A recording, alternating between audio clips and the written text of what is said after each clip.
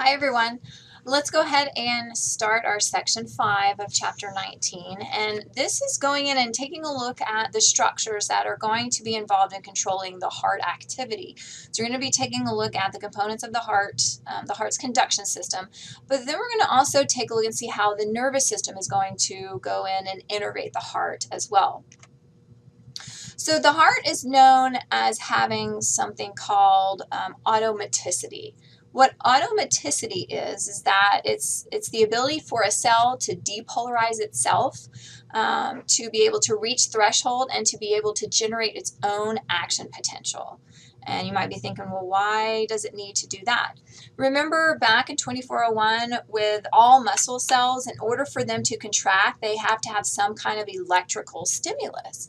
With skeletal muscles, the neuron went in and innervated that skeletal muscle and told it when to contract.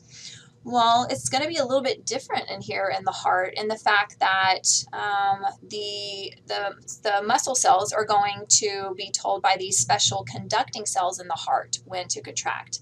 So I'll come to this slide, back to this slide in a minute, but I wanted to show you guys this. This is in section 7. Section 6, but this is going in and talking about the different types of cells that are found inside of the heart. You have these cardiac muscle cells, which most people know of. These are going to be the ones that actually contract. They generate the pressure to be able to move the blood throughout the heart. But there are also these cells that are part of the conduction system, these conducting cells, I guess you could call them. So most of the cells in the heart are going to be these cardiac muscle cells, but you also have the cells of the conducting system. And again, in order for these to actually contract, remember it has to have an electrical stimulus. And this is where the electrical stimulus comes from. So if I talk about contractile cells, this is what I'm referring to, are going to be these muscle cells that are going to contract. And these are going to be these conducting cells, or the cells of the conduction system. So now that we kind of cleared up everything about the cells that are going on inside of the heart, let's go ahead and take a look at the conduction system and the different cells that are, we're not going to be taking a look at the different cells, but we're going to be taking a look at, of course, the components of the conduction system. So the conduction system is going to be where those nodal cells here, these are special little cells that can conduct and initiate electrical impulses. These are going to, so the conduction system initiates and conducts electrical events to ensure proper timing of contractions. What they're doing is they are generating their own action potential. They're able to conduct that electrical impulse or the action potential to the contractile cells to tell it when to contract. This is going to make sure that the heart is pumping blood continuously. We're going to talk about how even though these initiate the heartbeat, they are actually going to be influenced by the autonomic nervous system. So we'll get into that in a little bit. So let's first go ahead and look at the components of the conduction system. You have the SA node. The SA node is going to be in that superior portion of the right atrium. SA is referring to the sinoatrial node. This is where the actual heartbeat is initiated. This is what fires off that initial action potential. These are where the cells first depolarize and sends that action potential down and sweeping across this whole conduction system. So it has these special pacemaker cells that are going to do it, and that's why it's referred to as the pacemaker of the heart.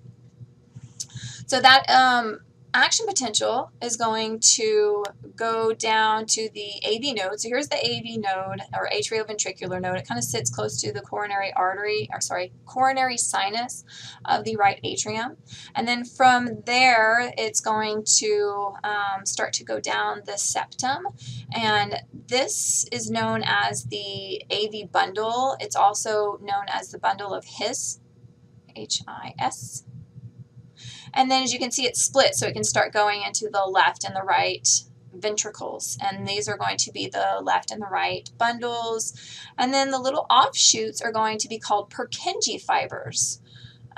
So it's going to kind of be first stimulated here at the apex, and of course go up the walls of the ventricle that way.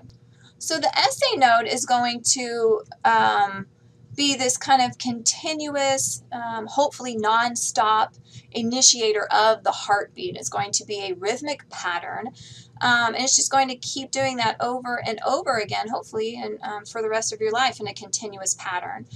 But as we all know, our heartbeat does not go in a continuous pattern all the time, right? Sometimes it speeds up, sometimes it slows down.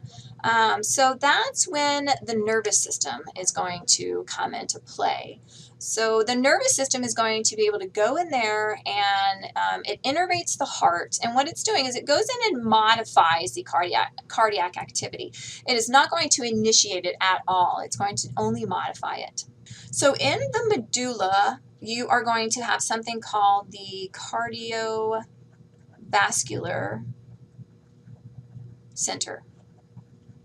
The cardiovascular system center is going to have two components to it. It is going to have a vasomotor center. This center is going to be responsible for innervating the blood vessels. So this is something that we will talk about in the next chapter, how this is going to go in and vasoconstrict, vasodilate, and things like that. The other part of the cardiovascular center is the cardiac center. So as you can see, these are two centers that are going to go in and innervate the two organs of the cardiovascular center. So let's get back to the cardiac center here. The cardiac center is going to contain the cardio inhibitory. Can't spell the whole thing out, right? Let's just do cardio inhibit, but that's the cardio inhibitory center. And it's also going to have the cardio acceleratory center. So they kind of get its name from what they do to the heart rate. I wonder which one is going to decrease the heart and which one is going to increase the heart. So it gets signals from baroreceptors and chemoreceptors. So they're monitoring pressures, they're monitoring different chemicals, and they are going to send the signals up to the medulla, and then the medulla is going to decide, hey, do we need to increase or do we need to decrease the heart rate? And then it's going to send signals via the sympathetic or parasympathetic pathway. And so it's a way to modify the heart, just depending on really what we need for our lifestyle and activity. So let's take a look at where it all starts, where a stimulus comes from in the first place to need the heart to speed up or slow down. So here are the receptors. So you have receptors in the aortic arch, you have some in the carotid as well. You have some in it says in the right atrium. These are constantly monitoring the pressure. It's constantly monitoring the different chemicals, oxygen, carbon dioxide. So if there's any stimulus, it's going to go up right here. And you can see here it is again. It's going to talk to that cardiac center. And then it's going to decide what it needs to do to it.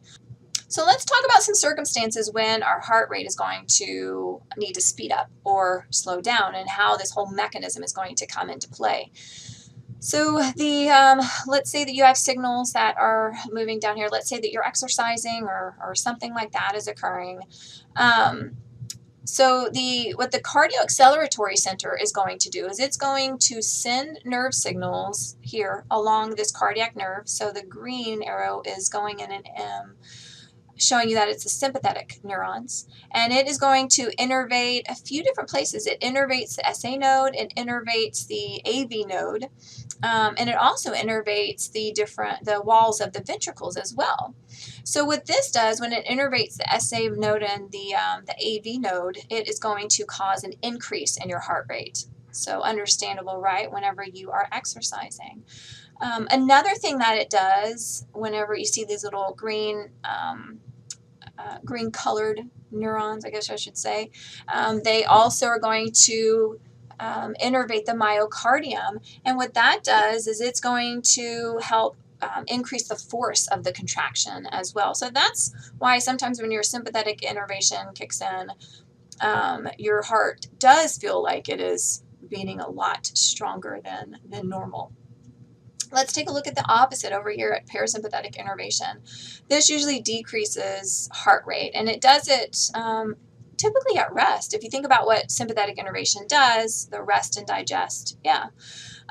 So here is the signal again.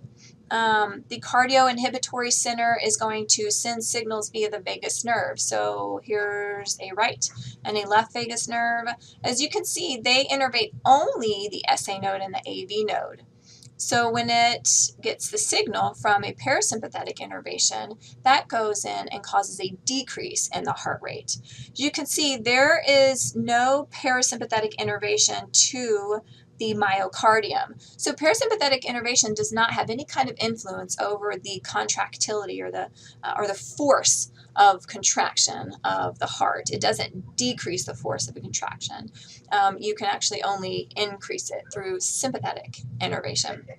So now that we kind of know the little parts of the conduction system, and we know how the heart is innervated by the nervous system, what we're going to do next is take a look a little bit more into what's going on with those little nodal cells or the conducting cells that are found in the conduction system. So until next time.